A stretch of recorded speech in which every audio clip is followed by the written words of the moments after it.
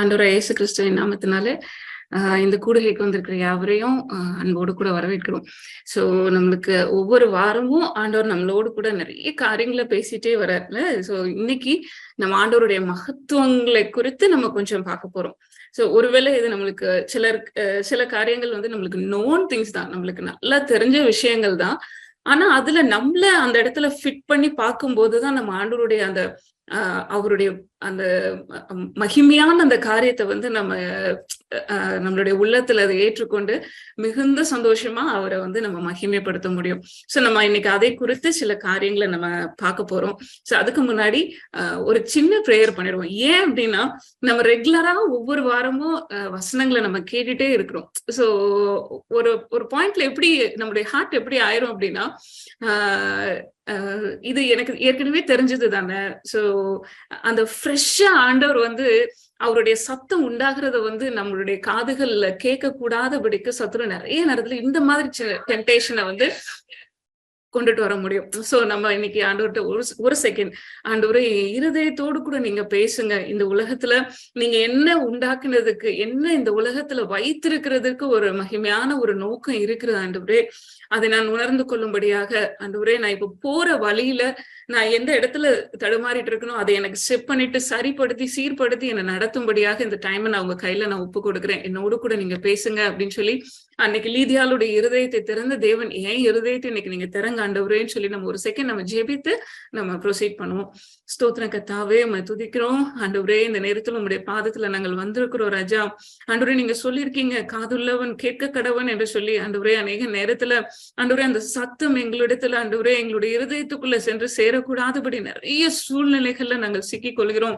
ஆண்டவரே, இந்த நாளில கர்த்தருடைய ஆவியானவர் நீங்க எங்க மத்தியில கிரியை செய்யுங்க அப்பா. உங்களுடைய கிரியைகளை நாங்கள் பார்க்கும் பொழுது ஆண்டவரே, உங்களுடைய மகத்துவங்களை நாங்கள் உணர்ந்து கொள்ள ஆண்டவரே உண்மை மகிமைப்படுத்த எங்களுக்கு அப்படிப்பட்ட கிருபையை நீங்க தரும்படியா நாங்கள் ஜெபிக்கிறோம். ஆண்டவரே, இந்த நேரத்துல கூடியிருக்கிற எல்லாரையும் உங்களுடைய கரத்துல ஒப்பு கொடுக்கிறோம்ப்பா. பரிசுத்த ஆவியானவர் நீர் எங்கள் மத்தியில ஊழியம் செய்வீராக. நீர் எங்களோடு கூட இடைப்படுவீராக. இரட்சகராக இயேசு கிறிஸ்துவின் நாமத்தினால கேட்கிறோம் நல்ல தகப்பனே. ஆமென், ஆமென். ஓகே, சோ நம்ம இன்னைக்கு வந்து ஆண்டவருடைய மகத்துவங்கள் குறித்து நான் திரும்பவும் சொல்றேன், நோன் திங்ஸ் தான். ஆனா நம்ம வந்து ஆண்டவர் இன்றைக்கு நம்மளோடு கூட என்ன பேச போகிறார் அப்படிங்கிற அந்த ஒரு எதிர்பார்ப்போட இருப்போம். சோ சங்கீதம் 145 3வது வசனத்துல நம்ம பார்த்தோம் அப்படின்னு சொன்னா, கர்த்தர் பெரியவரும் மிகவும் புகழப்படத்தக்கவருமா இருக்கிறார், அவருடைய மகத்துவம் ஆராய்ந்து முடியாது அப்படின்னு சொல்லி சங்கீதக்காரனாகிய தாவீது எழுதி வச்சிருக்காரு. நீங்க அந்த சங்கீதம் 145 ஃபுல்லா நீங்க வாசித்து பாத்தீங்க அப்படின்னா, கர்த்தர் இரக்கம் உள்ளவர், மன உருக்கம் உள்ளவர், அவர் நீடிய சாந்தம் உள்ளவர். சோ தலைமுறையாக நம்ம அவருடைய மகத்துவங்களை நம்ம சொல்லணும். அவருடைய வல்லமையுள்ள செய்கைகளை அவர்கள் அறிவிப்பார்கள். அதே மாதிரி உங்களுடைய சிறந்த மகிமை பிரஸ்தாபத்தையும் உங்களுடைய அதிசயமான கிரியைகளையும் குறித்து நான் பேசுவேன்னு சொல்லிட்டு சங்கீதக்காரனாகிய தாவீது அப்படியே ரொம்ப சந்தோஷமா உணர்ந்து அவர் எழுதின ஒரு சங்கீதம் தான் 145வது சங்கீதம். சோ நம்மளுடைய வாழ்க்கையிலும் நம்ம அனுதினமும் தேவனோடு கூட நம்ம நடக்க நிறைய ஸ்ட்ரகிள்ஸ் மத்தியில நம்ம போகக்கூடும். ஆனா அதன் மத்தியில ஆண்டவர் எப்படி நம்மள அழகா கரம் பிடித்து வழி நடத்துறார் அப்படின்னு சொல்லி நம்ம உட்கார்ந்து அதை குறித்து தியானித்து நம்ம அவரை பார்க்கும் பொழுது நம்மளே அறியாமலுடைய இருதயம் வந்து களிகூற ஆரம்பிக்கும். சோ அப்படி அந்த களிகூறுதல்லதான் நிறைய சங்கீதங்களை அவர் எழுதுறாரு. சோ ஒரு பிரச்சனை வரும்போது அதையும் தன்னுடைய இருதய குமுறல்களை எல்லாம் அப்படி எழுதிட்டே வந்துட்டு கடைசியில ஒரு ஸ்ட்ராங் கான்பிடன்ஸோட அவர் வந்து முடிப்பார். சங்கீதத்துல பாத்தீங்க அப்படின்னா, கர்த்தர் எனக்காக யாவையும் செய்து முடிப்பார். சோ அவருடைய மகத்துவத்தை நம்ம கொஞ்சம் உட்கார்ந்து நம்ம தியானிக்க ஆரம்பிச்சிட்டோம் அப்படின்னு சொன்னா இந்த பிரச்சனை எல்லாம் நம்மளுக்கு பெருசே கிடையாது அப்படின்னு சொல்லி நம்மளுக்கு தோணும். சோ பிரச்சனை என்ன அப்படின்னா, நம்ம நிறைய நேரத்துல அவருடைய பிரசன்ஸ்ல நம்ம உட்கார்றதுக்கு நம்ம டைம் கொடுக்கறதுல நிறைய நேரம் நம்ம சின்னதான நிறைய சூழ்நிலைகள் நிமித்தம் நம்ம தவற ஒரு சூழ்நிலையில நம்ம தள்ளப்பட்டோம் அப்படின்னு சொன்னா, இன்றைய நாள்ல இருந்து ஆண்டவரே உம்முடைய சமூகத்துல நாங்கள் அதிகமா நேரத்தை செலவழிக்க எங்களுக்கு நீங்க கிருபை செய்யுங்க அப்படின்னு சொல்லி நம்ம கேட்போம். சோ இன்னைக்கு நம்ம பாடல் வேலையில நீங்க எவ்வளவு பேர் அந்த டைம்ல ஜாயின் பண்ணீங்கன்னு தெரியல. அதுல ருஹாமா வந்து அந்த செகண்ட் சாங் எடுக்கும்போது அவரோட மண்ணை வந்து அவருடைய கைகள்னால பிடிச்சு அப்படி அந்த தராசுல நிறுத்து மலைகளை எல்லாம் அப்படி குவியலா வச்சு வானத்து நட்சத்திரங்கள் எல்லாம் பெயர் சொல்லி அழைக்கிறார் அப்படின்னு சொல்லிட்டு ரொம்ப அழகான ஒரு சாங் பாடினாங்க. சோ கிட்டத்தட்ட நான் என்னோட இந்த மெசேஜ ப்ரிப்பேர் பண்ண உட்கார்ந்த உடனே ஆண்டவர் ஃபர்ஸ்ட் எனக்கு காண்பித்த வசனம் வந்து ஏசாயா 40வது அதிகாரம் 26ல இருந்து 31வது வசனம் வரைக்கும் அந்த அந்த வாசிக்க ஆண்டவர் வந்து ஆவியானவர் என்னை ஏவுனதை நான் உணர்ந்து முடிஞ்சு. சோ அதுல ஃபர்ஸ்ட் 26வது வசனத்தை நீங்க பாத்தீங்க அப்படின்னா, உங்கள் கண்களை ஏறெடுத்து பாருங்கள், அவைகளை சிருஷ்டித்தவர் யார். சோ நம்ம வானத்தை கொஞ்சம் அண்ணாந்து பார்த்தோம் அப்படின்னு சொன்னா நிறைய ஸ்டார்ஸ் இருக்கு, நிறைய நட்சத்திரங்கள் இருக்கு. சோ அதை சிருஷ்டித்தவர் யார். ஆண்டவர் வந்து இது ஒரு கொஸ்டின் மாதிரி, நீ இவ்வளவு பிரச்சனைகளை பார்த்துட்டு இருக்கியே, உன் கண்ணு மேல ஏறெடுத்து பாரு அப்படின்னு சொல்லி நம்மளை பார்த்து சொல்ற மாதிரி. அவர் எல்லாம் சிருஷ்டித்தவர் யார், அவர் அவைகளின் சேனையை லெக்க திட்டமாக புறப்பட பண்ணி, ஏனோ தானோன்னு இல்ல, சோ கரெக்டா ப்ராப்பரா அவர் புறப்பட பண்ணி அவைகளை எல்லாம் பேர் பேராக அழைக்கிறவராமே. நம்ம நினைச்சிட்டு இருப்போம் ஏதோ ஒரு மூலையில இருக்கிற என்னை குறித்து ஆண்டவருக்கு ஒரு பர்பஸ் இருக்கா, ஒரு நோக்கம் இருக்கா, உண்மையாவே தேவன் தான் என்னை தெரிந்து கொண்டாரா, இல்ல எல்லாரும் சொல்றதுனால, இந்த ஃபெலோஷிப்ல இருக்கிறதுனால, இந்த ஐக்கியத்துல இருக்கிறதுனால எனக்குள்ள அப்படிப்பட்ட தாட் இருக்கா அப்படின்னு சொல்லி எல்லாம் அந்த சந்தேகங்கள்லாம் வரும்போது நம்ம கொஞ்சம் யோசித்து பார்ப்போம். சோ வானத்து நட்சத்திரங்களை எல்லாம் ஆண்டவர் மனுஷனுக்காக தான் படைச்சு வச்சாருல்ல. சோ நமக்காக தான் இது எல்லாவற்றையும் படைத்த தேவன் அதையே ஒரு பெயர் சொல்லி அழைக்கிறார் அப்படின்னு சொன்னா, அப்ப உங்களை என்னையும் குறித்து ஆண்டவர் மகிமையான ஒரு திட்டம் உண்டு. சோ அதுல பார்த்தோம் அப்படின்னா, அவருடைய மகா பலத்தினாலும் அவருடைய மகா வல்லமையினாலும் அவைகளில் ஒன்றும் குறையாமல் இருக்கிறது. சோ அதுல ஒண்ணு கூட இன்னும் குறைஞ்சு போகல அப்படின்னு சொல்லி அந்த வசனம் சொல்லியிருக்கு. சோ அது எப்படி அவர் ப்ரொடெக்ட் பண்றாரா, அவருடைய மகா பலத்தினால, அவருடைய மகா வல்லமையினால அதை பாதுகாத்து அதுல ஒண்ணும் குறையாதபடி பாதுகாத்துட்டு இருக்காரு. சோ அப்படி சொல்லிட்டு தான் ஆண்டவர் சொல்றாரு, யாக்கோபே இஸ்ரவேலே, என் வழி கர்த்தருக்கு மறைவாயிற்று என்றும் என் நியாயம் என் தேவனிடத்தில் எட்டாமல் போகிறது என்றும் நீ சொல்வானே.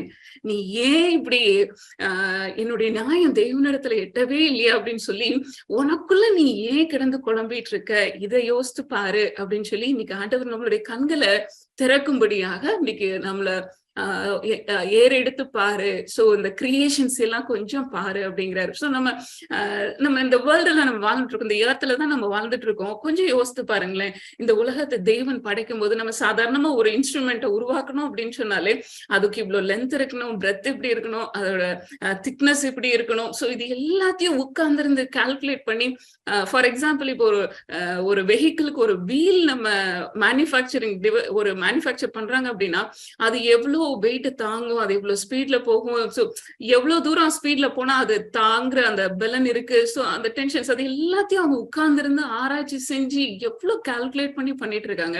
சோ அப்ப நம்ம இந்த உலகத்துல நம்மள தேவன் சிருஷ்டித்தார் அப்படின்னு சொன்னா, இந்த உலகத்துல நீங்களும் நானும் வாழ்கிற இந்த உலகத்தை ஆண்டவர் எவ்வளவு மகிமையா அவர் படைச்சிருக்கிறாருல. சோ நானும் நீங்களும் கேட்கல எங்களுக்கு ஆக்சிஜன் வேணும்னு, அவர் உண்டு பண்ணி வைத்திருக்கிறார். நீங்களும் நானும் கேட்கல இந்த ஃப்ரூட்ஸ் வேணும் சொல்லி, அவர் உண்டு பண்ணி வச்சிருக்கிறாரு. பகலில வெளிச்சத்தை கொடுக்கறதுக்கு சூரியனையும், இரவுல வெளிச்சம் கொடுக்கறதுக்கு சந்திரனையும், சோ எல்லாத்தையும் ஆண்டவர் கிரியேட் பண்ணி வச்சிருக்கிறாரு. சோ இது எல்லாம் நீ பார்க்கும்போது நம்மளுக்கு தெரியும், நம்ம இந்த உலகத்துல வந்து இந்த கிராவிடேஷனல் ஃபோர்ஸ், புவி ஈர்ப்பு விசை இருக்கிறதுனாலதான் நம்ம ஒட்டிட்டு இருக்கோம், அந்த உலகத்துல நம்ம நடக்கிறோம், இல்லைன்னா பறந்துட்டு இருப்போம்ல. சோ அப்படி எல்லாத்தையும் சின்ன சின்ன சின்ன விஷயமா நம்ம இன்னைக்குதான் நம்பர்ஸ் கண்டுபிடிச்சோம். ஆனா ஆண்டவர் சகலத்தையும் நேர்த்தியாக சிருஷ்டித்த தேவன். அவருடைய புத்தியையும் அவருடைய காரியங்கள் நம்மளால ஆராய்ந்து பார்க்கவே முடியாது, அவ்வளவு மகத்துவம் உள்ள தேவன். அவர் நம்மளை பார்த்து சொல்றாரு, யாக்கோபே இஸ்ரவேலே, என் வழி கர்த்தருக்கு மறைவாயிற்று என்றும்.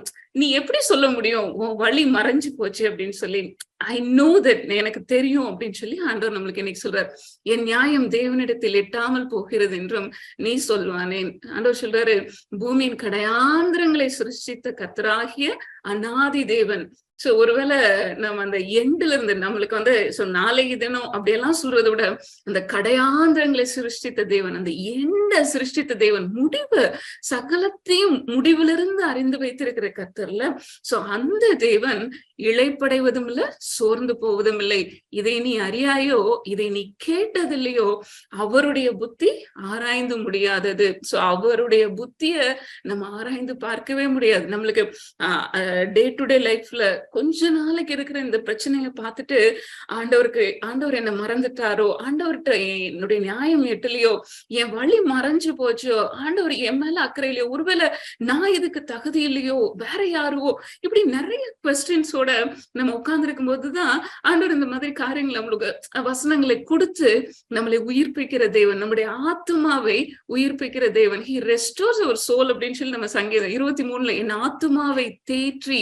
சோ அந்த ஆத்மாவை ஆண்டவர் என்ன செய்வாரு, தன்னுடைய வார்த்தையை அனுப்பி தேற்றுகிற தேவன். இன்னைக்கும் ஆண்டவர் நம்ம இடத்துல அதே தான் சொல்றாரு. சோ நம்ம போற சிச்சுவேஷன்ஸ்ல நம்ம எடுத்து வைக்கிற ஸ்டெப்ஸ்ல ஒருவேளை நம்மளுக்கு தடுமாற்றங்கள் இருக்கலாம், பிரச்சனைகள் இருக்கலாம். ஆனா ஆண்டவர் சொல்றாரு, நீ ஒருவேளை சோர்ந்து போயிருக்கலாம், ஆனா நான் சோர்ந்து போகிற தேவன் கிடையாது, இளைப்படைகிற தேவன் கிடையாது. நிறைய பிரச்சனைகளை பார்க்கும்போது ஆண்டவரே நீர் அதாவது இவ்வளவு மோசமான சூழ்நிலையில நம்மளுக்கு நிறைய சீக்கிரம் ஆக்ட் பண்ணும் போல தோணும். ஆனா ஆண்டவர் நிதானமாய் சகலவற்றையும் செய்கிற கர்த்தர். அவருடைய புத்திய நம்ம ஆராய்ந்து பார்க்க முடியாது அப்படின்னு சொல்லி வசனம் சொல்லுது. சோ அவர் என்ன பண்றாரு, ஆனா இப்படிப்பட்ட சூழ்நிலையில இருக்கிறவங்களுக்கு நீ அதை பாரு இதை பாரு சொல்லிட்டு அப்படியே நிறுத்தாம, அவர் சோர்ந்து போகிறவர்களுக்கு அவர் பலன் கொடுக்கிற கர்த்தர், சத்துவம் இல்லாதவர்களுக்கு சத்துவத்தை பெருக பண்ணுகிற தேவன் அப்படின்னு சொல்லிட்டு, நான் அப்படின்னா என்ன அர்த்தம், நீ சோர்ந்து போகும்போது நான் கட்டாயம் உன் சோர்வை மாத்துவேன் அப்படின்னு சொல்லி ஆண்டவர் சொல்றாரு. சோ 31வது வசனத்துல பார்த்தோம் அப்படின்னு சொன்னா, கர்த்தருக்கு காத்திருக்கிறவர்களோ புது பலன் அடைந்து.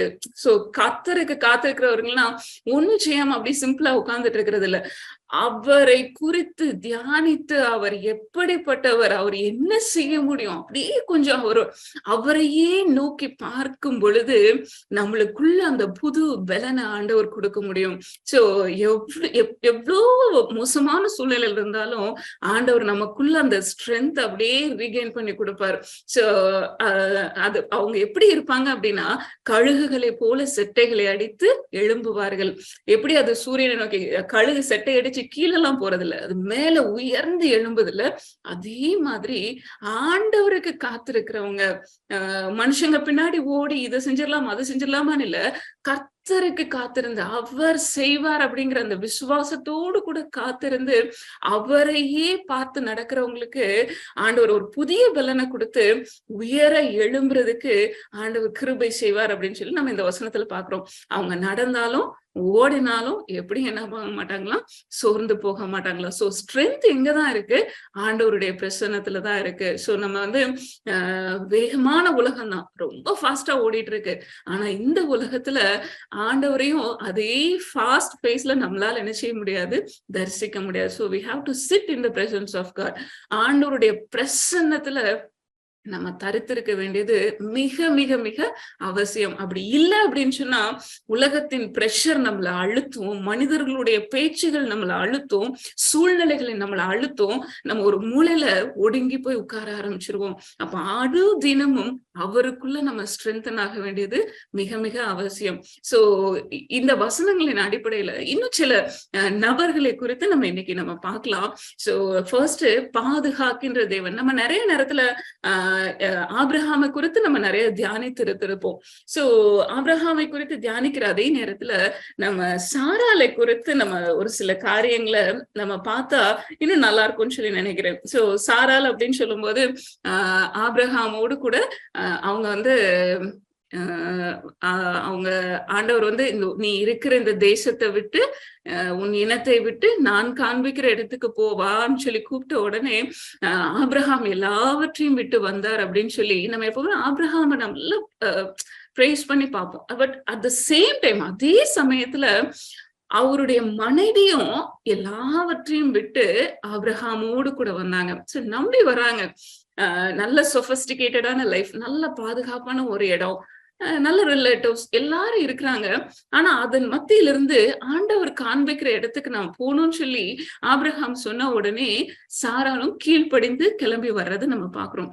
அப்படி பாத்தீங்க அப்படின்னு சொன்னா அப்புறம் அவங்க எகிப்து அந்த கானான் போறாங்க, அங்க பஞ்சம் உண்டாகுது. சோ அங்கிருந்து எகிப்து தேசத்துக்கு அவங்க போறதை நம்ம பாக்குறோம். சோ எகிப்துக்கு போகும்போது அந்த ஆதியாகமம் 12வது அதிகாரம் 11 இருந்து 20 வசனங்களை நம்ம பார்த்தோம் அப்படின்னா எகிப்துக்கு சமீபமாய் வந்த போது தன் மனைவி சாராயை பார்த்து ஆபிரகாம் சொல்றார், நீ பார்வைக்கு அழகுள்ள ஸ்திரீ என்று அறிவேன். எகிப்தியர் உன்னை காணும் போது இவள் அவனுடைய மனைவி என்று சொல்லி என்னை கொன்று போட்டு உன்னை உயிரோட வைப்பார்கள். அதனால நான் பிழைக்கும்படிக்கு நீ உன்னை செய்யணும், நீ உன்னை என் சகோதரி என்று சொல் என்றான். சோ நம்ம போற அந்த எகிப்து தேசத்துல நீ ரொம்ப அழகா இருக்க, சோ உன்னை உயிரோட வச்சுட்டு என்ன கொலை பண்ணிருவாங்க அப்படின்னு சொல்லிட்டு ஆபிரகாம் ஒரு விஷயம் சொல்றாரு, நீ என்ன நீ என்னுடைய சகோதரி அப்படின்னு சொல்லி நீ யார் கேட்டாலும் சொல்லணும். நானும் என்ன சொல்ல போறேன், நான் உன்னுடைய சகோதரன்னு சொல்ல போறேன். இப்படி ஒரு டீல் போட்டு அவர் கூட்டிட்டு போறாரு. அவரு எதிர்பார்த்த மாதிரி அங்க போன உடனே அந்த பார்வோனுடைய பேலஸ்ல இருக்கிறவங்க அந்த ஊர்ல அவங்க எல்லாரும் சொல்றாங்க, சாராய பார்த்துட்டு பார்வோனுக்கு முன்னாடி போய் ஐயோ ரொம்ப அழகான ஒரு பொண்ணு அப்படின்னு சொல்லி எல்லாம் பயங்கரமா அவங்க வர்ணிக்கிறாங்க.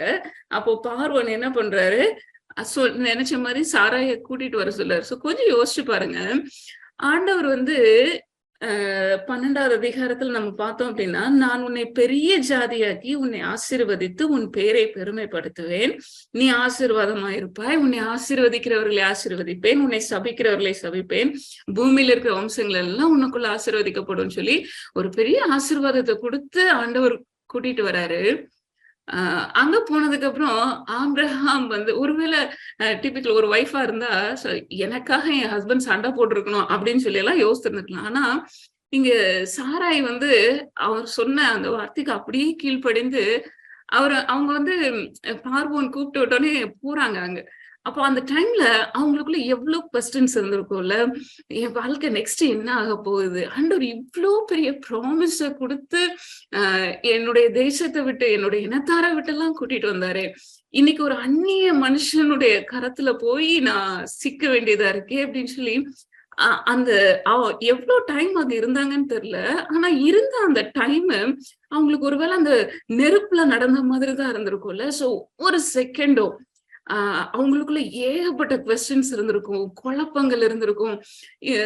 ஆண்டவர் கொடுத்த வாக்குத்தத்தங்கள் அப்ப என்ன ஆச்சு அப்படின்னு சொல்லி நிறைய அவங்களுக்குள்ள டவுட்ஸ் எல்லாம் இருந்திருக்கலாம். ஆபிரகாம நினைக்கும் போது ஒரு பக்கம் கோபம் வந்திருக்கலாம், ஒரு பக்கம் எரிச்சல் வந்திருக்கலாம், ஒரு பக்கம் பரிதாபமா நினைச்சிருக்கலாம். இப்படி நிறைய எமோஷன்ஸ், நிறைய ஃபீலிங்ஸோட அந்த இடத்துல சாராய் அவங்க காணப்பட்டு இருந்திருப்பாங்க. சோ அந்த டைம்ல நம்ம கொஞ்சம் யோசித்து பார்த்தோம் அப்படின்னா, ஆபிரகாமுனாலையும் எதுவுமே செய்ய முடியாத ஒரு சூழ்நிலை. சோ சாராய்க்கு ஹெல்ப் பண்ண முடியுமா முடியாதா எதுவுமே தெரியல. சோ அப்படிப்பட்ட ஒரு சிச்சுவேஷன்ல ஆண்டவர் சாராய அழகா பாதுகாக்கிறார். அந்நிய தேசம்தான், யாருமே தெரியாத இடம்தான். ஆனா ஆண்டவர் பாருங்க, அந்த 17வது வசனத்துல ஆபிரகாமுடைய மனைவியாகிய சாராயின் நிமித்தம் கர்த்தர் பார்வோனையும் அவன் வீட்டாரையும் மகாவாதைகளால் வாதித்தார். சோ ஆண்டவர் ஒரு ப்ராமிஸ கொடுத்து கூட்டிட்டு வந்த உடனே ஆபிரகாமுக்கு மட்டும்தான் அந்த ப்ராமிஸ்ன்னு சொல்லி கூட இவங்க நினைச்சிருந்திருக்கலாம். ஆனா தேவன் சாராயை கொண்டு நிறைவேற்றும்படியாக ஒரு காரியத்தை எடுத்துட்டாருன்னா அது சாராயை கொண்டுதான் நிறைவேற்றுவார். இன்னொரு மனுஷி அங்க இன்னொரு மனுஷனுக்கு அங்க இடம் கிடையாது, இன்னொரு பர்சனுக்கு அங்க இடம் கிடையாது. இங்க அந்த குழப்பமான சூழ்நிலை ஒருவேளை சாராய்க்கு நிறைய சிந்தனைகள் மண்டைக்குள்ள ஓடி இருந்திருக்கலாம். ஆனா ஆண்டவர், ஆபிரகாமும் தனியா இருந்து ஒருவேளை அழுதுட்டு இருந்திருக்கலாம். ஆனா ஆண்டவர் பாருங்க, ஆபிரகாம் கிட்ட நான் உனக்கு பாதுகாப்பேன்பா, சண்டை போடுவேன்பா அப்படியெல்லாம் பேசல. ஆண்டவர் டைரக்டா எந்த பர்சன் கிட்ட டீல் பண்ணணுமோ அந்த பர்சன் கிட்ட போய் டீல் பண்றதை நம்ம பாக்குறோம். பார்வோனையும் அவன் வீட்டாரையும் மகாவாதைகளால் வாதித்தார். சோ ஆண்டவர் ஒரு சூஸ் பண்ணி எடுத்துட்டார் அப்படின்னு சொன்னா, அவர்களை கொண்டு ஒரு காரியத்தை செய்யணும்னு சொல்லி ஆண்டவர் முன் குறித்துட்டாருன்னா, அவருடைய கரத்துக்குள்ள நம்ம அடங்கி இருக்கும்போது அவரே காரியங்களை செய்கிற தேவன், அவர் மகத்துவமான தேவன், நம்ம கிரகிக்க கூடாத காரியங்களை அவர் செய்கிற தேவன். சோ இந்த இடத்துல ஆண்டவர் கிரியை செய்து அந்த இடத்துல இருந்து சாரால வெளியே கொண்டுட்டு வர்றதை நம்ம பார்க்க முடியும். சோ இதே மாதிரி இன்னொரு இன்சிடென்ட்டை நீங்க பாத்தீங்க அப்படின்னா, ஆதியாகமம் 20வது அதிகாரம் 3-7 வசனங்கள். இதுலயும் அந்த 20வது அதிகாரம் நீங்க ஃபுல்லா வாசித்து பாருங்க. இங்கேயும் அபிமெலேக்கு கிட்டத்தட்ட அவங்களுக்கு ரொம்ப ஏஜ் ஆயிடுச்சு. ஆனாலும் மேபி சாரா ரொம்ப பியூட்டிஃபுல்லா இருந்திருக்கணும்னு நினைக்கிறேன். அவங்களுடைய ஏஜ் போனாலும் அவங்களுடைய பிசிக் வந்து ரொம்ப அழகா இருந்திருக்கும். அப்போ அபிமெலேக்கு வந்து ஆபிரகாம் இவள் என்னுடைய சகோதரின்னு சொன்னது நிமித்தம் அபிமெலேக்கு என்ன பண்றாருன்னா சாராய கூட்டிட்டு போயிரு, அவரோட பேலஸ்க்கு கூட்டிட்டு போயிறாரு. அங்கேயும் தேவன் இடைப்படுகிறத பாக்குறோம். அபிமெலேக்கு சொப்பனத்துல தோன்றி ஆண்டவர் சொல்றாரு, நீ அழைப்பித்த ஸ்திரீ நிமித்தம் நீ செத்தாயே, நீ கூட்டிட்டு வந்திருக்கியே அந்த பொண்ணு நிமித்தம் நீ செத்து போயிருவப்பா, அவன் இன்னொருத்தருடைய மனைவி அப்படின்னு சொல்லி சொல்றத நம்ம அந்த வசனத்துல 3வது வசனத்துல பாக்குறோம். சோ 7வது வசனத்துல நம்ம பார்த்தோம்னா அந்த மனுஷனுடைய மனைவியை அவனிடத்திற்கு அனுப்பிவிடு, அவன் ஒரு தீர்க்கதரிசி அப்படின்னு சொல்லி ஆண்டவர் சொப்பனத்துல அபிமெலேக்கு கூட பேசுறாரு. சோ அபிமெலேக்கு, ஆண்டவரே நான் என்னுடைய உத்தமத்துல நான் இதை செய்தேன் அப்படின்னு, ஆமா நீ தவறு செய்தாதபடிக்கு நான் உன்னை பாதுகாத்தேன்னு சொல்லி ஆண்டவர் பேசுவார் அபிமெலேக்கு கிட்ட. அப்போ சாராய ஆண்டவர் ஒருவேளை ஆபிரகாம் மட்டும் இல்ல, சாராயும் சேர்த்துதான் ஆண்டவர் முன்குறித்து அழைச்சு வந்திருக்கிறார். சோ அவங்களை கொண்டு ஆண்டவர் என்ன செய்யணும்னு நினைச்சாரோ அது அவங்க மூலமாக தான் செய்து முடித்தார். சோ அதே சாராய் மூலமா தான் ஆண்டவர் ஈசாக்கை இந்த உலகத்துக்கு கொண்டுட்டு வந்தாருன்னு சொல்லி நம்ம பாக்குறோம். அப்போ ஆண்டவர் பாதுகாக்கிற தேவன். அவர் வந்து கை விட்டுட்டு நம்ம கஷ்டப்படுறத பார்த்துட்டு அப்படியே அமைதியா இருக்கிற தேவன் அல்ல, அவர் இடைப்படுகிற தேவன். யாரு எந்த மனுஷனை டச் பண்ணி எங்க பேசணுமோ அந்த இடத்துல ஆண்டவர் நேர்த்தியாக பேசுகிற கர்த்தர் அப்படின்னு சொல்லி பாக்குறோம்.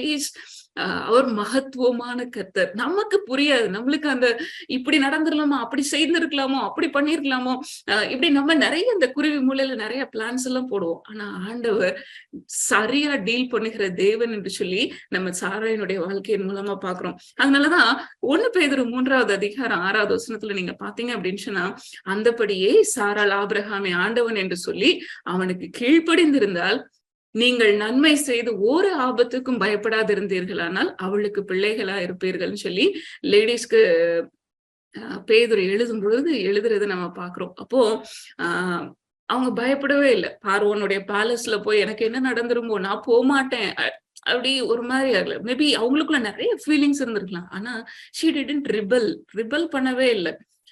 ஆண்டவர் செய்வாருங்கிற அந்த ஒரு ஃபுல் ஃபெய்த் அவங்களுக்குள்ள இருந்துச்சு. நன்மை செய்து ஒரு ஆபத்துக்கும் அவங்க பயப்படல. சோ நல்ல ஒரு வெல் செட்டில்டான இடத்துல இருந்து வனந்தரமான இடம், ஒவ்வொரு தேசமா போறாங்க, ஒவ்வொரு இடமா போறாங்க. தனக்கு என்ன நேரிடும், எப்படி நம்மளோட லைஃப் இருக்கும், இந்த இடத்துல சூழ்நிலைகள் எப்படி இருக்கும், அதை குறித்து எல்லாம் அவங்க பயப்படல.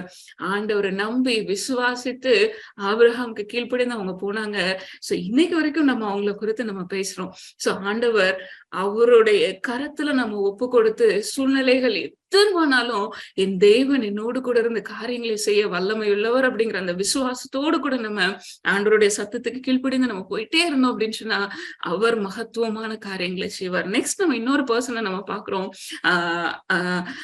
இதே சூழல் ஆபிரகாம் கடந்து வந்துட்டு இருக்கும்போது அவனுக்கும் நிறைய குழப்பங்கள் இருக்கும்ல. சோ ஒவ்வொரு வருஷமும் கடைசியில அவர் சொல்றாரு, இந்த தமஸ்கு ஊரானாக இந்த எலியேசர் என் வீட்லயே இருக்கானே, சோ அவன் சுதந்திரவாளியா இருக்கட்டும், இப்படி எல்லாம் அவர் பேசுறாரு. சோ ஒவ்வொரு நாளும் அவனுக்குள்ள டென்ஷன்ஸ் ஓடிட்டே இருந்திருக்கும். நிறைய கன்ஃபியூஷன்ஸ் இருந்திருக்கலாம். இப்படி நடந்துருமா, அப்படி நடந்துருமா, என்னைக்கு நடக்கும், எப்படி நிறைய விஷயங்கள்ல அவருக்குள்ள கன்ஃபியூஷன்ஸ் இருந்திருக்கும். ஆனா நம்முடைய தேவன் ஒரு வாக்குத்தத்தத்தை கொடுத்துட்டா நம்ம அப்படி சோர்ந்து போய் தயங்கி ஒடுங்கி உட்காரும் போது அதை உறுதிப்படுத்துகிற தேவனாகிய கர்த்தர் தம்முடைய வார்த்தையை அனுப்பி, சோ ஆதியாகமம் 15வது அதிகாரம் 5வது வசனத்துல அவர் சொப்பனத்துல வந்து ஆண்டவர் ஆபிரகாமோடு கூட பேசும்போது தரிசனத்துல நீ வெளியே வான்னு சொல்லி கூட்டிட்டு போய் கூடாரத்தை விட்டு வெளியே கூட்டிட்டு போய் வானத்தை அண்ணாந்து பாரு அப்படிங்கிறார். நம்ம இன்னைக்கு ஏசாயா 40வது அதிகாரம் 26வது வசனத்துல பார்த்தோம்ல, அவைகளின் சேனைகளை அவர் வந்து அதெல்லாம் பேர் சொல்லி அழைக்கிறார்.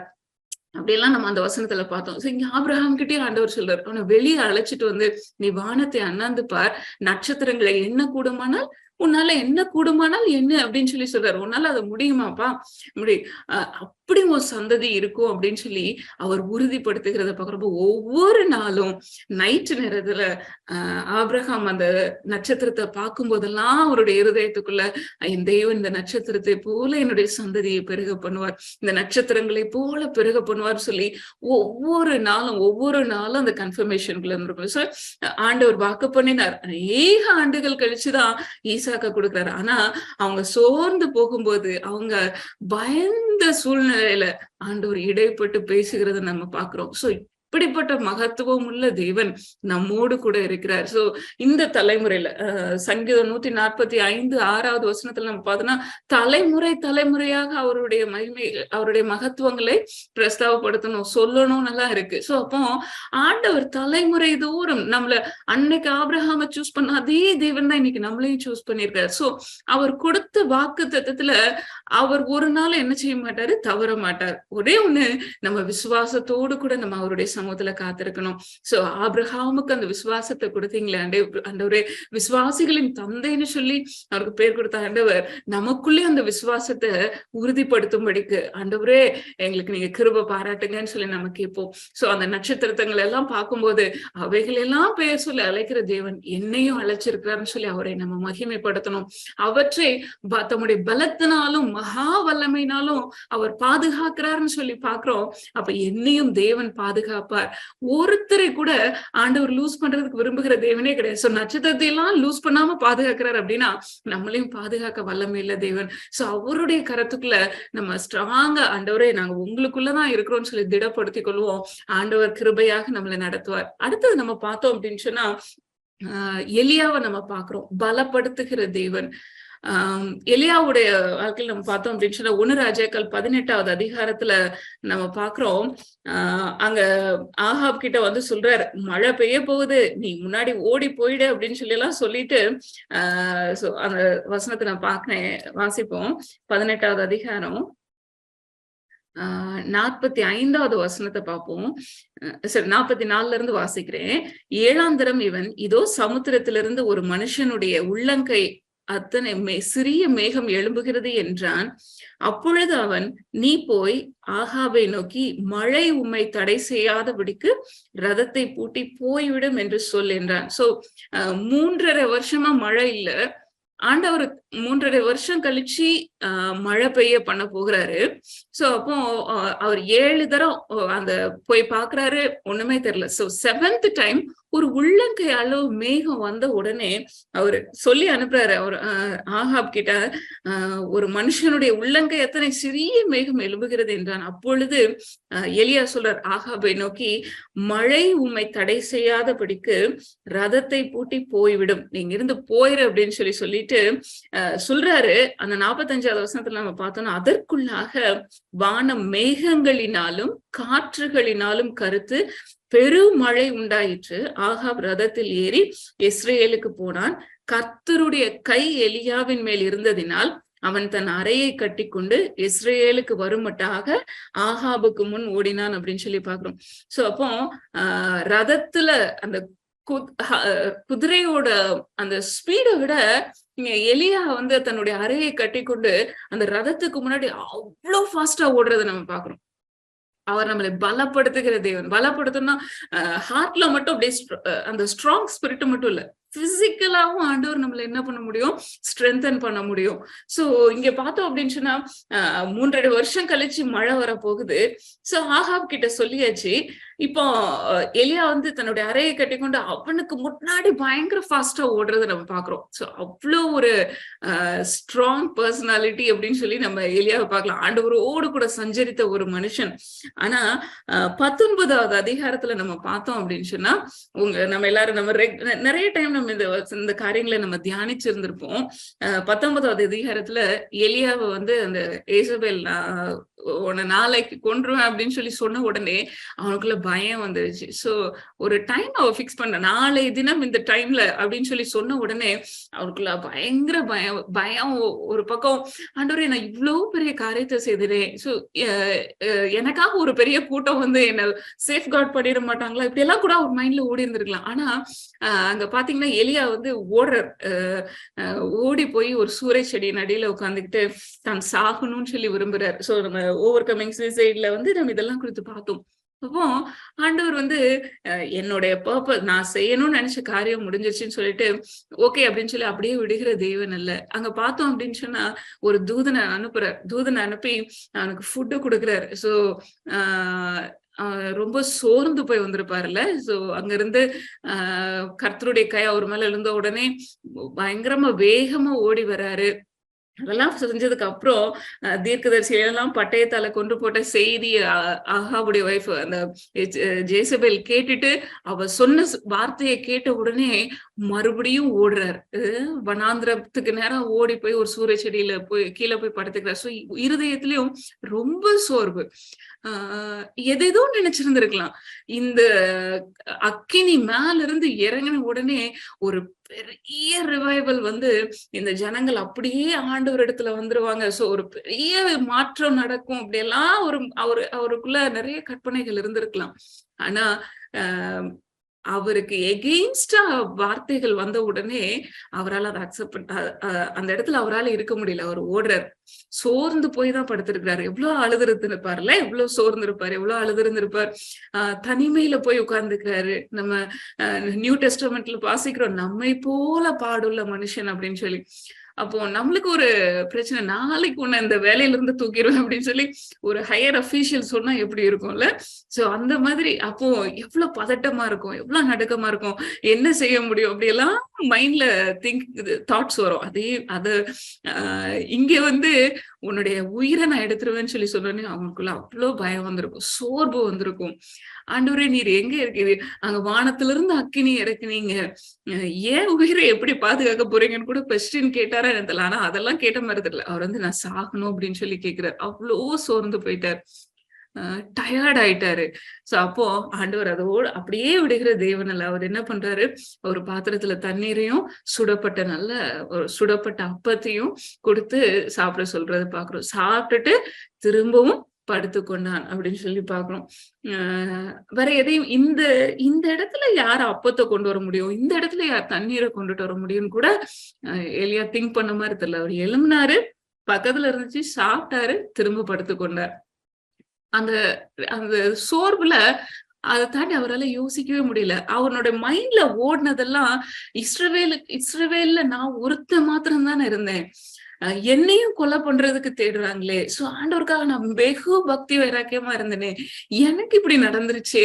சோ அவன் ஹார்ட் எல்லாம் அந்த அந்த அந்த இதேதான், அதாவது ரிவைண்ட் பண்ணி அது பிளாஷ்பேக் தான் ஓடிட்டே இருந்திருக்கும். சோ அவருக்கு எதுவுமே தோணல. அடுத்தது 7வது வசனத்துல மறுபடியும் கர்த்தருடைய தூதன் திரும்பவும் 2ஆம் தரம் தட்டி எழுப்பி, எழுந்திருந்து போஜனம் பண்ணு, நீ பண்ண வேண்டிய பிரயாணம் வெகு தூரம். ஒருவேளை இன்னைக்கும் நம்மளும் இது மாதிரி இவ்வளவு காலம் காத்திருந்தவன், இவ்வளவு தூரம் நடந்துருச்சு, இனிமே என்ன நடக்க போகுது அப்படின்னு சொல்லி ஒரு கேள்வியோடு கூட நம்ம இருக்கும்போது ஆண்டவர் சொல்றாரு, இல்ல நீ பண்ண வேண்டிய பிரயாணம் இன்னும் வெகு தூரம், இன்னும் நிறைய காரியங்கள் நான் உன்னை கொண்டு செய்யணும் அப்படின்னு சொல்லி ஆண்டவர் நமக்கு பேசிட்டே இருக்காரு. சோர்ந்து போய் இந்த ஒரு சூழ்நிலை வந்தோடனே டயர்டாய் ஒரு ஓரமா உட்காராது, உன்னை கொண்டு நான் செய்ய வேண்டிய காரியம் இன்னும் நிறைய இருக்கு அப்படின்னு சொல்லி ஆண்டவர் நம்மளுக்கு எலியாவின் வாழ்க்கையின் மூலமா நமக்கு சொல்றதை பாக்குறோம். சோ நெக்ஸ்ட் பாத்தீங்க அப்படின்னா, அவன் எழுந்திருத்து புசித்து குடித்து அந்த போஜனத்தின் பலத்தினால் 40 நாள், மோசே 40 நாள் ஆண்டவருடைய சமூகத்துல இருந்தார் அப்படின்னு சொல்லி நம்ம பாக்குறோம். சோ அவரு சாப்பிடல, தண்ணி குடிக்கல, எதுவும் பண்ணல, ஆண்டவருடைய பிரசன்ஸ்ல அவரோடு கூட இருந்தார். சோ அங்க பசி இருந்திருக்காது, தாகம் இருந்திருக்காது, எதுவுமே இருந்திருக்காது. சோ இங்க ஆண்டவர் கொடுத்த அந்த உணவை வைத்து அந்த 40 நாள் அவர் வந்து நடக்கிறார். 40 நாட்கள் இரவு பகல் ஓரே பெண்ணும் தேவனுடைய பர்வதம் மட்டும் நடந்து போனார். அவ்வளோ ஒரு பிசிக்கலா அவ்வளோ ஒரு ஸ்ட்ரென்த் ஆண்டவர் வந்து கொடுத்து அனுப்புறத நம்ம பாக்குறோம்.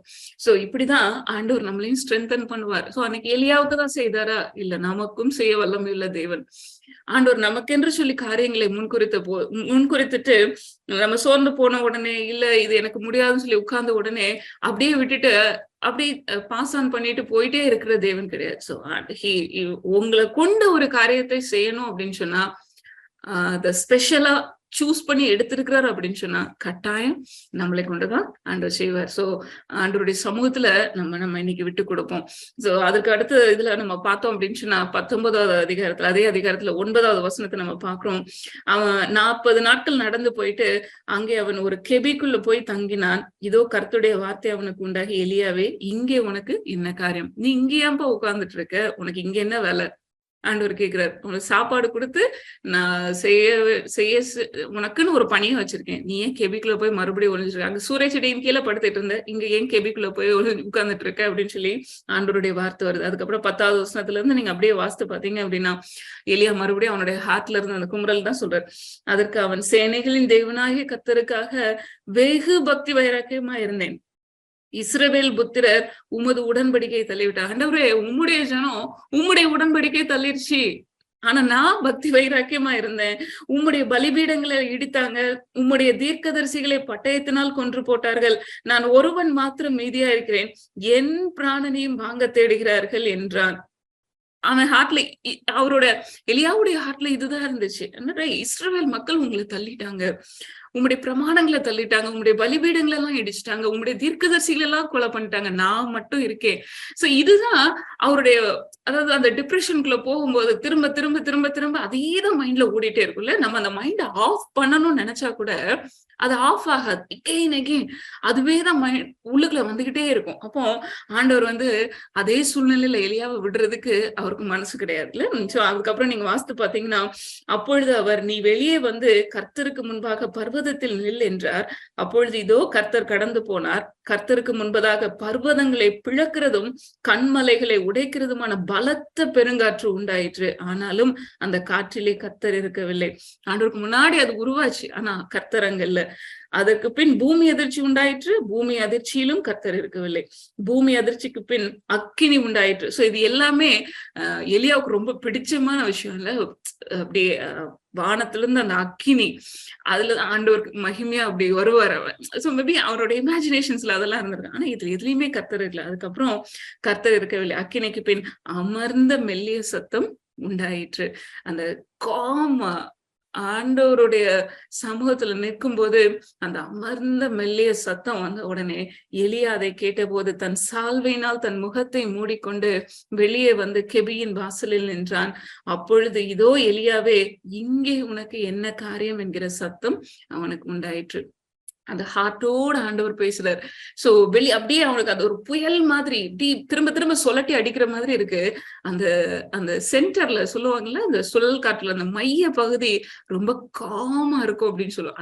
அதே மாதிரி அந்த அமர்ந்த சத்தத்துல ஆண்டவருடைய அந்த அமர்ந்த சத்தம் அவனுக்குள்ள இருந்த அந்த அந்த அது எல்லாத்தையும் உடைச்சி அவனை வெளியே கொண்டுட்டு வர, அந்த ஷெல்ல இருந்து அவன் வெளியே வர்றதை நம்ம பாக்குறோம். அப்போ அவன் மறுபடியும் சொல்றான் ஆண்டவர்கிட்ட, அதற்கு அவன், சேனைகளின் தேவனாகிய கர்த்தருக்காக வெகு பக்தி வைராக்கியமா இருந்தேன், இஸ்ரவேல் புத்திரர் உமது உடன்படிக்கையை தள்ளிவிட்டார்கள், உம்முடைய பலிபீடங்களை இடித்து உம்முடைய தீர்க்கதரிசிகளை பட்டயத்தினால் கொன்று போட்டார்கள், நான் ஒருவன் மாத்திரம் மீதியா இருக்கிறேன், என் பிராணனையும் வாங்க தேடுகிறாள். Again he is repeating. 2 தடவை அவன் ரிப்பீட் பண்றான். அப்போ ஹார்ட் ஃபுல்லா அதுதான் இருந்துச்சு. அந்த மெல்லிய சத்தத்துல ஹீஸ் கம்ஃபர்டிங். அந்த ஆத்மாவை ஆண்டவர் அப்படியே அதை மென்மையாக்குறத பாக்குறோம். உனக்குள்ளே இருந்த அந்த டென்ஷன்ஸ், அந்த ப்ரெஷர்ஸ், அது எல்லாத்தையும். சோ இதுதான் ஆண்டவர் நம்ம இடத்துலயும் சொல்றாரு, ஏன் பிரசன்னத்துல வந்துருங்க. அந்த இடத்துல ஆண்டவர் நம்மோடு கூட சரியாக பேச முடியும். பயங்கரமான அந்த சூழ்நிலைகள்ல இருந்து கொஞ்சம் தள்ளி ஆண்டவருடைய சமூகத்துல, ஆண்டவருடைய பிரசன்னத்துல நம்ம தரித்திருக்கும்படி ஆண்டவர் நம்மளை இன்னைக்கு உற்சாகப்படுத்துகிறார். அதுல பாத்தீங்க அப்படின்னா அதுக்கப்புறம் ஆண்டவர் நமக்கு நிறைய காரியங்கள் இது எதை செய்யணும் அப்படின்னு சொல்லிட்டு யெகூவ, அதாவது ஆசகேலை சிரியாவின் மேல் அபிஷேகம் பண்ணு, உன்னுடைய பிளேஸ்ல எலிசாவை நீ அபிஷேகம் பண்ணு, அதுக்கப்புறம் யெகூவ நீ அபிஷேகம் பண்ணு, இப்படி ஆண்டவர் அந்த அசைன்மெண்ட்ஸை கொடுத்துட்டு 18வது வசனத்துல அவனுக்குள்ள இருந்த அந்த கேள்விக்கும் ஆன்சர் கொடுக்கிறாரு. ஆனாலும் பாகாலுக்கு முடங்காது இருக்கிற முழங்கால்களையும் அவனுக்கு முத்தம் செய்யாது இருக்கிற வாய்களையும் உடைய 7000 பேரை இஸ்ரவேலிலே மீதியாக வைத்திருக்கிறேன் என்றார். நிறைய நேரம் நம்மள அழுத்துற இந்த டென்ஷன்ஸ்ல நம்மளுக்கு மட்டும்தான், எனக்கு மட்டும்தான் இந்த பிரச்சனை, நான் மட்டும்தான் இப்படி இருந்தேன், என்ன மட்டும்தான் இப்படி அமுக்குதுன்னு சொல்லி இல்ல. ஆனா ஆண்டவர், அவருடைய கண்கள் பூமி எங்கிலும் உலாவிட்டு இருக்கு. உத்தமமாய் அவரை பின்பற்றுகிற நபர்களை சுற்றி எப்பொழுதும் இருக்கும். அவருக்குன்னு சொல்லி ஒரு கூட்டத்தை நம்மளே அறியாம, நம்மளுக்கு தெரியவே செய்யாது, ஆண்டவர் ஆயத்தம் பண்ணிக்கிட்டே இருப்பார். ஆண்டவர் சொல்றாரு எலியா கிட்ட, உனக்கு தெரியாது எலியா, நான் உன்னை 7,000 பேரை நான் வச்சிருக்கேன் அப்படின்னு சொல்லி ஆண்டவர் சொன்ன உடனே அவனுக்கு அந்த அந்த ஹார்ட்ல இருந்து அந்த எல்லாம் அப்படியே மெல்ட் ஆயிருக்கும்ல, அந்த மலை மாதிரி இருந்த அந்த டென்ஷன்ஸ், அந்த கடினமான சூழ்நிலைகள் எல்லாம் ஆண்டவர் அப்படியே மெழுகு போல உருக செய்யறதை நம்ம பாக்குறோம். சோ ஆண்டவருடைய பிரசன்னத்துக்குள்ள நம்ம போகும்போது அது எப்படிப்பட்ட சூழ்நிலையா இருந்தாலும் தேவனுடைய அமர்ந்த மெல்லிய சத்தம் நம்மளை புதிதாக்கும். அதான் நம்ம ஏசாயா 40வது அதிகாரம் 31வது வசனத்துல நம்ம பாக்குறோம், கர்த்தருக்கு காத்திருக்கிறவர்களோ புது பலன் அடைந்து. அந்த புது பலனை யாருமே கொடுக்க முடியாதுங்க, எந்த மனுஷனும் கொடுக்க முடியாது. ஈவன் ஹஸ்பண்ட் கூட ஒய்ஃபுக்கு கொடுக்க முடியாது, ஒய்ஃப் ஹஸ்பண்டுக்கு கொடுக்க முடியாது. அதை ஆண்டவர் மட்டும்தான் கொடுக்க முடியும். அவருடைய பிரசன்னத்துல மட்டும்தான் நமக்கு உண்டு. சோ இன்னைக்கு நம்ம இந்த ஒரு காரியத்தை ஆண்டவரிடத்துல நம்ம கேட்போம், ஆண்டவரே எப்படிப்பட்ட சூழ்நிலைகளின் மத்தியிலும் நான் உம்முடைய சமூகத்துல வந்து நான் உட்கார்ந்து விட எனக்கு உதவி செய்யுங்க ஆண்டவரே. இந்த உலகம் நம்மள வேகமா தள்ளிக்கிட்டே இருக்கும், இப்படி போய் இது செய், அதை செய், இதை செய், அதை செய்ன்னு சொல்லி தள்ளிக்கிட்டே தான் இருக்கும். சத்துருக்கு நல்லா தெரியும், நம்ம ஆண்டவருடைய பிரசன்னத்துல போய் உட்கார்ந்துட்டோம் அப்படின்னு சொன்னா ஆண்டவர் நம்மளை புதிதா மாற்ற வல்லமையுள்ள தேவன் அப்படிங்கிறது அவனுக்கு நல்லா தெரியும். சோ அவன் என்ன செய்வான், பல விதமான வேலைகளை கொடுத்து நம்மளை அப்படியே அமுக்குறதுக்கு ட்ரை பண்ணுவான்.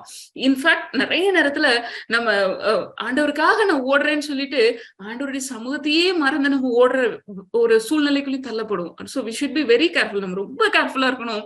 ஆண்டவருடைய பிரசன்னத்துலதான் நம்மளுக்கு புது பலன், ஆண்டவருடைய சமூகத்துலதான் நம்மளுக்கு தெளிவு. சோ இன்னைக்கு இங்க எலியா ஒரு பெரிய காரியத்தை செஞ்சுட்டு அவர் ஓடுறத பாக்குறோம். சோ நம்ம நல்லா நினைச்சுக்கோங்க, நம்ம ஒரு பெரிய ஒரு ரிவைவலுக்கு ஒரு பெரிய ஒரு ஒரு தூண்டுகோலா இல்லைன்னா ஒரு பர்சனா இருந்த உடனே இந்த முழு உலகமும் நம்ம பின்னாடி வரும்னு சொல்லி நம்ம நினைச்சிடவே கூடாது. இல்லவே இல்லை, தேவன் நம்மளை முன்குறித்தாரு, அவர் நம்ம மூலமா செயல்படுறாரு, அவர் செயல்படுத்தி அவருடைய நாமத்தை மகிமைப்படுத்திக் கொள்வார், நம்மள ஆண்டவர் பயன்படுத்துவார். ஆனா ஆண்டவரோடு கூட நம்ம நல்ல ஒரு ரிலேஷன்ஷிப்ல அந்த அன்பின் ஐக்கியத்துல இருக்கணுங்கிறது தான் ஆண்டவருடைய பிரதானமான நோக்கம். அதற்காக தான் நம்மளை தெரிந்து கொண்டார், நான் அவரோடு கூட இருக்கும்படியாக, இந்த உலகத்துல அவருக்கென்று உப்பாகவும் ஒளியாகவும் இருக்கும்படியாக தான் தேவன் நம்மளை தெரிந்து கொண்டார். சோ நம்ம அவரோடு கூட ஐக்கியப்படல அப்படின்னு சொன்னா, அவரோடு கூட நம்ம இருக்கலாம்னு சொன்னா நம்மளால எதுவுமே செய்ய முடியாது. நம்ம மனுஷனை நம்பி எதுவுமே செய்ய முடியாது. சோ நாசியில் சுவாசம் உள்ள மனுஷனை நம்புவதை பார்க்கிலும் கர்த்தர் பேரில் பற்றுதலா இருப்பதே நலம்னு சொல்லிட்டு நம்ம சங்கீதம் 118ல நம்ம வாசிக்கிறோம். அப்போ நாசியில சுவாசம் உள்ள மனுஷர்களுடைய வார்த்தையை பார்த்து நம்ம வந்து ஏமாந்து போகவோ நம்பி கஷ்டப்படவோ அவசியம் இல்லை. சோ தேவன் முன்குறித்தாருன்னா, தேவன் என்னை கொண்டு சில காரியங்களை செய்ய திட்டம் பண்ணியிருந்தாருன்னா அவரே செய்து முடிப்பார். ஒண்ணு நம்ம அவரோடு கூட இணைந்து நடக்கிறவர்களா இருக்கணும். சோ சாராளுடைய வாழ்க்கையிலையும் பார்த்தோம், அங்கேயும் தேவன் தான் வந்து இடைப்படுறாரு. ஆபிரகாமால எதுவுமே செய்ய முடியல. நீ என்னுடைய சகோதரின்னு சொல்லிட்டு அவன் பயத்துல சொல்லிட்டு அவர் அமைதியா இருக்கிறத நம்ம பாக்குறோம். அங்க சாராய்க்காக ஆண்டவர் இடைப்படுறத நம்ம பாக்குறோம். ஆபிரகாம கூட்டிட்டு வந்து ஆபிரகாம் வந்து சூழ்நிலைகள் எல்லாம் வச்சுட்டு தன்னுடைய முதுமையெல்லாம் வச்சுட்டு ஆண்டவரே இவங்கள சூஸ் பண்ணிக்கோங்க, அவங்கள சூஸ் பண்ணிக்கோங்க இப்படி எல்லாம் சொல்லும்போது ஆண்டவர் இல்லப்பா நீ வானத்து நட்சத்திரங்களே பார், அப்படி நான் உன் சந்ததியை பெருக பண்ணுவேன்னு சொல்லி ஆண்டவர் கன்ஃபார்ம் பண்றதை நம்ம பாக்குறோம். இங்க எலியாவுடைய வாழ்க்கையிலயும் எலியாவை ஆண்டவர் பலப்படுத்துகிறத நம்ம பாக்குறோம். அடுத்தது நம்ம பார்த்தோம் அப்படின்னு சொன்னா இப்படி எல்லாம் நம்மளுக்கு செய்வாரு. அதே தேவன் நம்மளிடத்துல சில காரியங்களையும் எதிர்பார்ப்பார். ஏசாயா 5வது அதிகாரம் 2-4 வசனங்களை நம்ம பார்த்தோம் அப்படின்னு சொன்னா அதுல போடப்பட்டிருக்கு, ஒரு திராட்சை தோட்டத்தை குறித்து என் நேசருக்காக நான் ஒரு பாட்டு பாடுவேன்னு சொல்லிட்டு அந்த வசனம் அப்படியே ஆரம்பிக்கும். அதுல போடப்பட்டிருக்கு, அவர் அதை வேலி அடைக்கிறாராம். சோ ஒரு திராட்சை தோட்டத்தை உண்டு பண்றதுக்கு முன்னாடி அந்த இடத்த அவர் ஃபென்ஸ் போடுறாரு. சோ ஒரு திராட்சை தோட்டம் அது பயன் தரணும், அநேகருக்கு கனி கொடுக்கணும் அப்படின்னு சொன்னா முதல்ல செய்ய வேண்டியது அவர் அதை பாதுகாக்கிறார், வேலி அடைக்கிறார். சோ நம்மளுடைய வாழ்க்கையிலும் ஆண்டவர் நம்மளுடைய எல்லைகளை வேலி அடைத்து வச்சிருக்கிறார். வேலி அடைக்கிறதோட மாத்திரம் இல்ல, அதுக்குள்ள இருக்கிற அந்த கற்களை எல்லாம் ஆண்டவர் பொறுக்கிறத நம்ம பாக்குறோம். எசேக்கியேல் 36வது அதிகாரம் 26வது வசனத்துல பாத்தீங்க அப்படின்னு சொன்னா நம்முடைய இருதயம் கல்லான அந்த இருதயத்தை சதையான இருதயமாய் மாற்றுவார் அப்படின்னு சொல்லி அந்த வசனத்துல நம்ம பாக்குறோம். அப்போ ஆண்டவர் வந்து பண்படுத்துகிறார். அந்த அந்த ரூட்ஸ் நல்லா ஈஸியா பெனட்ரேட் ஆகி போறதுக்கு அங்கங்க இருக்கிற கல்லுகளை எல்லாம் ஆண்டவர் பொறுக்கிறார். இல்ல தேவன் பொறுக்கிறாரு. பொறுக்கிட்டு அதுல நற்குல திராட்சை செடிகளை நட்டு வைக்கிறாராம். நல்ல திராட்சை செடியை நட்டுட்டு அது நடுவுல ஒரு கோபுரத்தையும் கட்டி அதில் ஆலையையும் உண்டு பண்ணி அது நல்ல திராட்சை பழங்களை தரும் என்று என்ன செய்யறாரா, காத்திருக்கிறார். சோ இன்னைக்கு நீங்க யோசிச்சு பாருங்க, நியர்லி 1 இயருக்கு மேல நம்ம அந்த டிராவல் பண்ணிட்டே இருக்கோம்ல. சோ அநேக வார்த்தைகளை ஆண்டவர் நமக்கு கொடுக்கிறார். நம்மளுடைய சூழ்நிலைகளுக்கு தக்க வார்த்தைகளை தேவன் நமக்கு கொடுக்கிறார். நிறைய பேருக்கு இப்படிப்பட்ட வார்த்தைகள் அதாவது சரியாய் நம்மளை போதித்து நடத்துகிறார். நிறைய விஷயங்களை ஆண்டவர் நம்மளுக்கு கற்றுக் கொடுக்கிறார், நம்மளை தெரிந்து கொண்டிருக்கிறார். ஒவ்வொரு வாரமும் அவருடைய வார்த்தையை வந்து அதாவது பனியை போல நம்ம மேல பெய்ய பண்ணுகிறாருல, பெய்ய பண்ணுகிறார். இது எல்லாமே செய்துட்டு நம்ம இடத்துல ஆண்டவர் என்ன செய்வாரு, எதிர்பார்ப்பார், கனிகளை எதிர்பார்ப்பார் அப்படின்னு சொல்லி இதுல இருந்து நம்ம தெரிஞ்சுக்கணும். கட்டாயம் ஆண்டவர் நம்ம இடத்துல கனிய எதிர்பார்க்கிற கர்த்தர். சோ அவர் மகத்துவமான தேவன், அவர் மகிமையான தேவன், சகலத்தையும் செய்ய வல்லமையுள்ள தேவன்.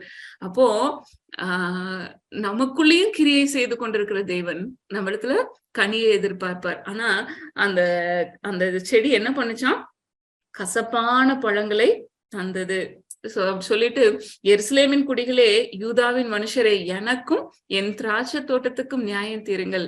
நான் என் திராட்சை தோட்டத்திற்காக செய்யாதது எந்த வேலையை அதற்கு இனி செய்யலாம்? அது நல்ல திராட்சை பழங்களை தரும் என்று நான் காத்திருக்க அது கசப்பான பழங்களை தந்தது என்ன? ஆண்டவர் வந்து எனக்கும் என் திராட்சை தோட்டத்துக்கு நியாயம் தீர்க்க வாங்கன்னு சொல்லி கூப்பிடுறாரு. அதாவது அவ்வளவு பெரிய தேவன் ஒரு செகண்ட்ல சீப்போ அப்படின்னு சொல்லிட்டு போயிடலாம். ஆனா அவர் போகவே இல்லை. அவரு வந்து ஒரு மனுஷனோடு கூட அவர் போராடிட்டே இருக்கிறது நம்ம பாக்குறோம்ல. நம்ம எவ்வளவு தூரம் ஒரு மனுஷன்கிட்ட போராடுவோம், அவ்வளவு ஒரு பீரியட் வரைக்கும் இல்ல, அதுக்கப்புறம் நம்ம அவ்வளவுதான் சொல்லி விட்டுட்டு போயிடும். ஆனா ஆண்டவர் வந்து எதிர்பார்க்கிறார் நம்மளுக்கு கனி இருக்கணும் அப்படின்னு சொல்லிட்டு.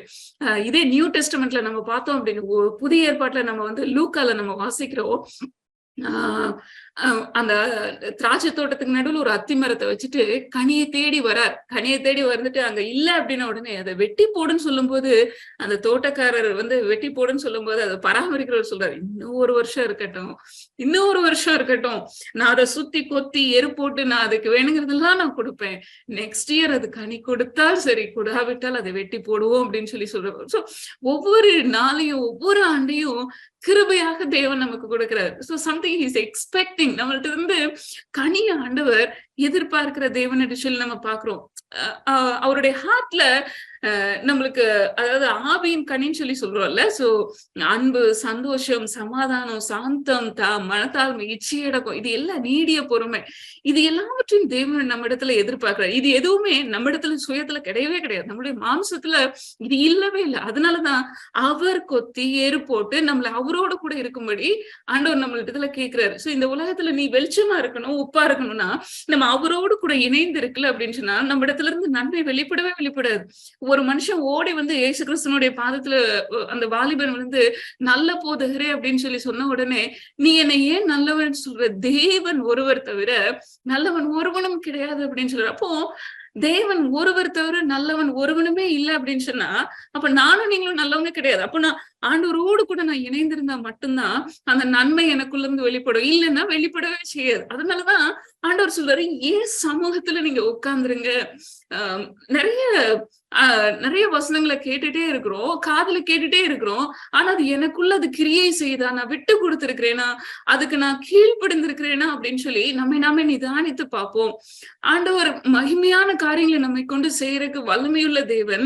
ஆனா நான் அந்த மகிமையான காரியங்களை செய்வதற்கு முன்பாக என் இருதயம் இன்னும் ஹார்டன் ஆயிட்டே போச்சுன்னா அதுல இருந்து நல்ல கனிகள் என்ன செய்ய முடியாது, வெளிப்பட முடியாது. சோ ஆண்டவர் எதிர்பார்க்கிறாராம். நான் அது எனக்கு நல்ல கனி கொடுக்கும்னு சொல்லி நான் எதிர்பார்த்து காத்திருந்தேன்.